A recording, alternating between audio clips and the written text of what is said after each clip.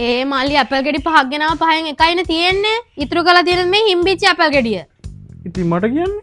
ඉතින් අල්ලපු ගෙදර කාට කියන්නද? ලොකු එකත් එකයි පොඩි එකත් එකයි. එකක් හරි තිබ්බෙක් ගැන සතුටු වෙනවා. හිම්බිච්ච ඇපල් ගෙඩියකින් අලුත් මලුත් කෑමක් හදන්න යන්නේ. අපි බලමු මේක කන්න පුළුවන් කියලා. ළමයි මුලින්ම මෙන්න මේ ඇපල් ගෙඩිය මෙහෙම පොඩි පොඩි පෙති කපා ගන්න. මෙන්න මේ වගේ චූටි බෝතල් මුඩියක් අරගෙන මෙන්න මෙහෙම ඇපල් ගෙඩිය මැද්දෙන් තියලා රවුම් කපා ගන්න. ඔය තියෙන ලස්සනට. මේ බලන්න ළමයි ලස්සන. මම මෙන්න මේ විදිහට පාන් පිටි ටිකකට ඇල් වතුර පොඩක් දාලා මෙන්න මේ වගේ උකු බැටර් එකක් හදාගන්න. ඊට පස්සේ ළමයි ඇපල් පෙත මෙන්න මෙහෙම බැටර් එකට දාගෙන හොඳට තවරගෙන බැටර් එක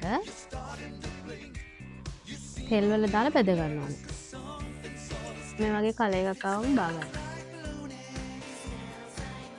ළමයි මෙන්න මෙහෙම මේක බැදලි වුණාට පස්සේ අයිස් ජුගර් පොඩ්ඩක් අරගෙන මේ ටිකට උඩින් මෙන්න මෙහෙම මිය ගන්න. එතකොට ලස්සනයි.